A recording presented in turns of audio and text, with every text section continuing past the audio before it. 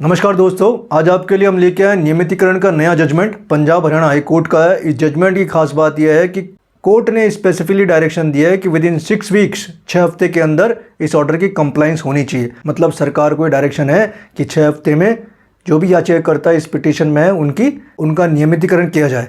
अगर 6 वीक्स में ऐसा नहीं होता तो फिर अगेंस्ट स्टेट अवमानना की कार्रवाई की जा सकती है, कंटेम्प्ट ऑफ कोर्ट की प्रोसीडिंग इनिशिएट की जा सकती है। तो बड़ा इंपॉर्टेंट जजमेंट है। ये जजमेंट इंपॉर्टेंट इसलिए भी है क्योंकि इस जजमेंट में कोर्ट ने डिटेल में डायरेक्शन भी दिया स्टेट को, 7 बिंदुओं में दिशा निर्देश जारी किए सरकार को।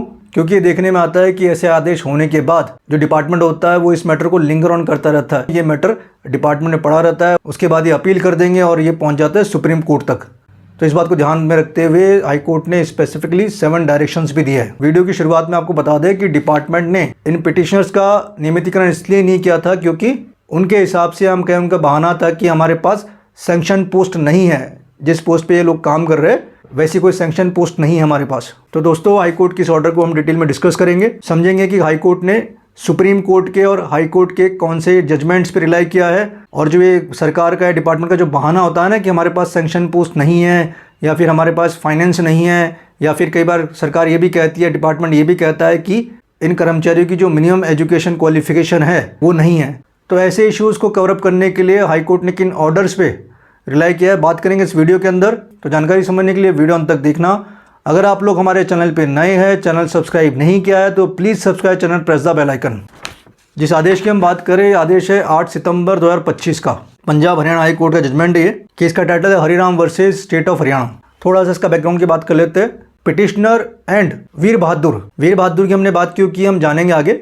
तो अभी आप इतना समझ लीजिए कि पिटिशनर्स जो इस करंट पिटिशन में जो भी याचिकाकर्ता थे वो और वीर बहादुर, इन्होंने 1995 में डिपार्टमेंट को ज्वाइन किया था, कॉर्पोरेशन को ज्वाइन किया था, दैट इज हरियाणा विद्युत प्रसारण निगम लिमिटेड। तो 2002 के अंदर कोर्ट में याचिका लगाई नियमितीकरण को लेकर। अब डिपार्टमेंट ने यहाँ पे वीर बहादुर जी को तो नियमित कर दिया, उनको रेगुलाइज कर दिया, लेकिन जो करंट पिटिशनर्स है प्रेजेंट केस के अंदर, जो 2002 के अंदर भी पिटिशनर्स थे, उनको नियमित नहीं किया। उसका कारण डिपार्टमेंट ने बताया कि इनके अगेंस्ट सेक्शन पोस्ट नहीं है। वीर बहादुर के अगेंस्ट सेक्शन पोस्ट थी तो उनको नियमित कर दिया, लेकिन जो करंट पिटिशनर्स हैं इन्हें नियमित नहीं किया। 2019 में वापस याचिकाकर्ता हाई कोर्ट आए, 2025 में कोर्ट ने डिस्पोज कर दिया कहते हुए कि वीर बहादुर के लाइट में इनका केस भी कंसीडर किया जाए, लेकिन डिपार्टमेंट ने फिर से इनकी जो एप्लीकेशन उसको डिक्लाइन कर दिया। तो इस तरह पिटिशनर कुल 9 बार हाई कोर्ट आ चुके थे। तो ये तो था इस केस का बैकग्राउंड। पिटिशनर्स का यहाँ पे कहना है कि उनका जो केस है वो squarely covered by Jaggu versus Union of India, then आपका विनोद कुमार का जजमेंट है। इसके बाद श्रीफल वर्सेस नगर निगम गाजियाबाद का भी जजमेंट है। श्रीफल पे मैंने ऑलरेडी वीडियो बनाया है, अगर आप लोगों ने वीडियो नहीं देखा है तो डिस्क्रिप्शन में लिंक दिया है, वहाँ जाके उस वीडियो को देख सकते हैं। और जहाँ तक रेस्पोंडेंट की बात थी, स्टेट की बात थी, उनका सिंपल सा कंटेंशन था कि इन याचिकाकर्ताओं के अगेंस्ट कोई सैंक्शन पोस्ट नहीं है, इसी वजह से हम इन्हें रेगुलाइज नहीं कर सकते। अब हम सीधे आते हैं कोर्ट के एनालिसिस पे। अब हम कुछ जजमेंट्स की बात करेंगे, आप लोगों से ध्यान से सुनिएगा। कोर्ट ने जिन जजमेंट्स पे रिलाई किया उसमें एक सुप्रीम कोर्ट का जजमेंट है Nihal Singh versus state of Punjab, और इसी तरह का पंजाब हरियाणा हाई कोर्ट का डीबी का जजमेंट है, उसका केस टाइटल है state of Punjab versus Sarwan Ram. इन दोनों जजमेंट्स में जो बात कही गई है, जो इशू कवर किया गया है, वो इशू इसी प्रकार का था कि सैंक्शन पोस्ट नहीं होना ये कोई कारण नहीं हो सकता कि डिपार्टमेंट जो टेम्परेरी एम्प्लॉयज़ एडोक एम्प्लॉयज़ जो काफ़ी समय से डिपार्टमेंट्स काम कर रहे हैं उनको रेगुलर करने से मना कर दे। तो याद रखिएगा, हाई कोर्ट ने यहाँ पे 2 जजमेंट्स पे रिलाई किया, एक सुप्रीम कोर्ट का है, एक डीबी पंजाब हरियाणा कोर्ट का। इन दोनों जजमेंट से बात की गई है कि अगर सैंक्शन पोस्ट ना हो या फिर जो मिनिमम रिक्वायर्ड क्वालिफिकेशन है फॉर पर्टिकुलर पोस्ट वो भी ना हो, तो ऐसी परिस्थिति में भी आप रेगुलाइज करने से मना नहीं कर सकते। कंडीशन ये है कि आप उन कर्मचारियों से काफ़ी लंबे समय से उस पोस्ट पे काम करा रहे हैं। तो ये जो 2 जजमेंट्स को याद रखिएगा। उसके बाद आते हैं हम फाइनेंशियल क्रंचेस पे। डिपार्टमेंट कहता है कि हमारे पास बजट नहीं है या इस पर्टिकुलर पोस्ट को रेगुलाइज करने के लिए हमारे पास अप्रूवल नहीं है फाइनेंस डिपार्टमेंट का। तो उसके लिए हाई कोर्ट ने रिलाई किया जग्गू वर्सेस यूनियन विनोद कुमार और श्रीफल वर्सेस नगर निगम गाजियाबाद, इन जजमेंट्स पे रिलाई किया। साथ में हाई कोर्ट ने रिलाई किया धर्म Singh versus state of UP के जजमेंट पे। ये बहुत रिसेंट जजमेंट है, मैंने इस पे एक वीडियो बनाया है, अगर आप लोगों ने वीडियो नहीं देखा है तो डिस्क्रिप्शन में मैंने उस वीडियो का लिंक दिया, आप वहाँ जाके उस वीडियो को देखिए। धर्म Singh versus state of UP को मैंने डिटेल में डिस्कस किया है। अगर हम क्रक्स की बात करें तो मोटी मोटी बात यह है कि जो सरकार या जो स्टेट होता है वो फायदा लेते हैं उमा देवी के जजमेंट का। उमा देवी 2006 का जजमेंट है। उमा देवी जजमेंट में कहा गया था कि अगर काफ़ी लंबे समय से कोई कर्मचारी एडॉक बेसिस पे काम कर रहे हैं, डिपार्टमेंट काम में ले रहा है काफ़ी लंबे समय से, और अगर सैंक्शन पोस्ट है तो फिर ऐसे कर्मचारी नियमित किए जाने चाहिए। लेकिन उमा देवी में कहा गया था सैंक्शन पोस्ट हो तो जो स्टेट या डिपार्टमेंट जो होता है वो इसी जजमेंट का बहाना लेते हैं कि साहब उमा देवी के हिसाब से सैंक्शन पोस्ट होनी चाहिए थी पर हमारे यहाँ सैंक्शन पोस्ट नहीं है। तो धर्म सिंह का जजमेंट है जहाँ पे सुप्रीम कोर्ट ने कहा है कि आप उमा देवी के जजमेंट का फ़ायदा नहीं ले सकते, अननेसेसरी अनड्यू बेनिफिट नहीं ले सकते। ये जो करंट जजमेंट जो डिस्कस कर रहे हैं उसके अंदर भी यही बात कही गई है। फिर जजमेंट का पैरा नंबर 7 में धर्म सिंह का और उसकी फर्दर डिटेल बता रखी है। ये जजमेंट अगर आपके पास नहीं है तो इसका लिंक मैंने डिस्क्रिप्शन में दिया है या फिर आप लोग व्हाट्सएप पे संपर्क करके हमसे इस जजमेंट की कॉपी ले सकते हैं। फिर आप पैरा 8 देखेंगे तो इसके अंदर डिवीजन बेंच के जो जजमेंट था सर्वन राम पंजाब हरियाणा कोर्ट का डीबी बेंच का जजमेंट था उसका भी इन्होंने हवाला दिया है और हाईकोर्ट ने साफ साफ टिप्पणी करी है कि अगर कर्मचारी लंबे समय से काम कर रहे हैं, पेरिनियल नेचर का काम है, बहुत लंबे टाइम से काम कर रहे हैं, तो डिपार्टमेंट या सरकार ये कह के उन्हें नियमित करने से मना नहीं करेगी कि सैंक्शन पोस्ट नहीं है या फिर इन कर्मचारियों की जो मिनिमम एजुकेशन है, रिक्वायर्ड एजुकेशन है, वो नहीं है।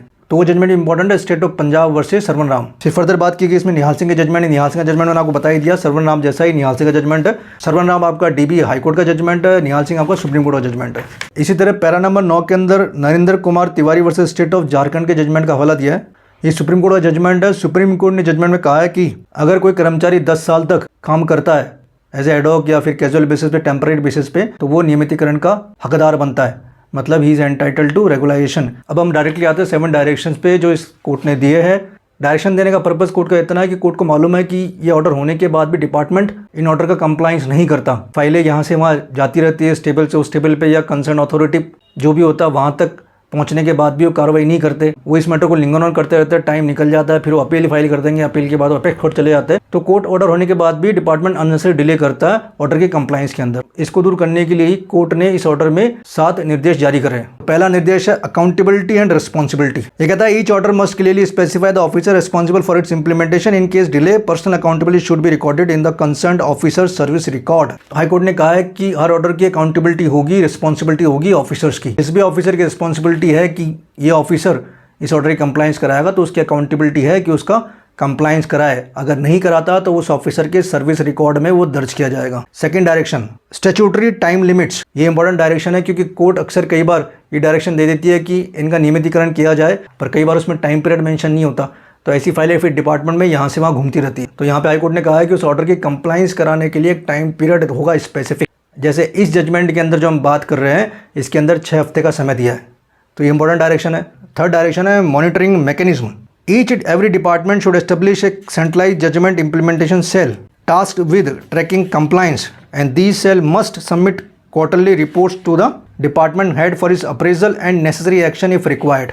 तो इस डायरेक्शन के हिसाब से हर डिपार्टमेंट को एक सेंट्रलाइज्ड जजमेंट इम्प्लीमेंटेशन सेल बनानी होगी जिसकी रिपोर्टिंग कि कितने ऑर्डर्स की कंप्लायंस कराई है जो भी उनका हेड होगा उनको देनी होगी। तो ये इंपॉर्टेंट डायरेक्शन है, तो एक तरह की मॉनिटरिंग रहेगी। फोर्थ डायरेक्शन है डिजिटल ट्रांसपेरेंसी टूल्स। ये कहता है the implementation status of the court order should be available on online portal providing transparency and allowing employees to monitor the progress of their cases. Further there should be digitalisation of service record to reduce the procedural bottlenecks. ये important है, ये कह रहा है कि जो भी order जारी हुआ है कोर्ट द्वारा और उसके लिए आप जो भी स्टेप्स ले रहे हो उसके कंप्लायंस के लिए वो सारा आपको अपनी वेबसाइट पर रखना होगा, मतलब डिजिटल ट्रांसपेरेंसी होगी। देखिए फोर्थ पॉइंट इसलिए इंपॉर्टेंट है कि कई बार देखा है कि कोर्ट का ऑर्डर देने के बाद भी जो पिटिशनर होता है उसको पता नहीं चल रहा है कि डिपार्टमेंट कर क्या रहा है उस पर। 2 महीने 3 महीने हो गए, वो कोई जवाब लेने जाता है तो उसको बोल दिया जाता है कि अभी इस पर कार्रवाई चल रही है, उसको कुछ पता ही नहीं चलता कि क्या कार्रवाई चल रही है। तो इसी को ध्यान में रखते हुए कोर्ट ने फोर्थ डायरेक्शन दिया डिजिटल ट्रांसपेरेंसी टूल्स कि इस ऑर्डर की कंप्लायंस के लिए जो भी कार्रवाई चल रही है उसको आप वेबसाइट पर डालोगे। ऐसा नहीं है कि एम्प्लॉय आपके पास बार बार आएगा पूछने के लिए कि क्या कार्रवाई चल रही है, नहीं, वो सारा अवेलेबल है वेबसाइट पे। तो ये बहुत इंपॉर्टेंट डायरेक्शन है। फिफ्थ डायरेक्शन है प्री लिटिगेशन ग्रीवेंस रिड्रेसल। ये भी इंपॉर्टेंट है।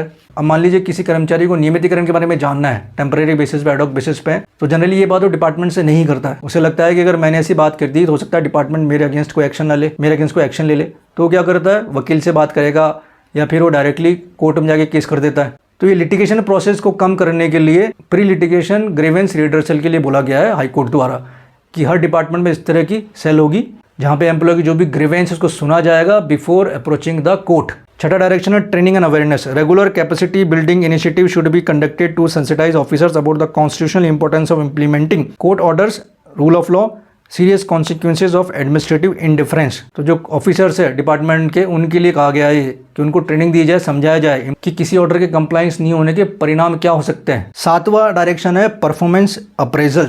Compliance with judicial directives should form a part of a measurable performance evaluation criteria and annual appraisal of administrative officer. Court ने ये कहा है कि जो एडमिनिस्ट्रेटिव ऑफिसर्स है डिपार्टमेंट में, अगर किसी ऑर्डर की कंप्लाइंस होती है तो उनका परफॉर्मेंस अप्रेजल में उस चीज़ को काउंट किया जाएगा। तो जाहिर सी बात है, ये भी एक अच्छी चीज़ है, एक तरह का मोटिवेशन है। तो कोर्ट ने यह दोनों चीज़ें बोल दी कि अगर कंप्लाइंस नहीं करोगे तो अकाउंटेबिलिटी आएगी, आपकी सर्विस रिकॉर्ड में चीज़ आएगी, और अगर आप उसकी कंप्लाइंस कर दोगे तो आपको फिर अप्रेजल मिलेगी। थर्ड डायरेक्शन इस जजमेंट में कोर्ट ने दिया है, बहुत इंपॉर्टेंट जजमेंट है, डायरेक्शन ही बड़े इंपॉर्टेंट है। लास्ट में कोर्ट ने डायरेक्शन दिया है कि इनकी सर्विस को रेगुलर किया जाए, नियमित किया जाए विद इन 6 वीक, 6 हफ्ते के अंदर।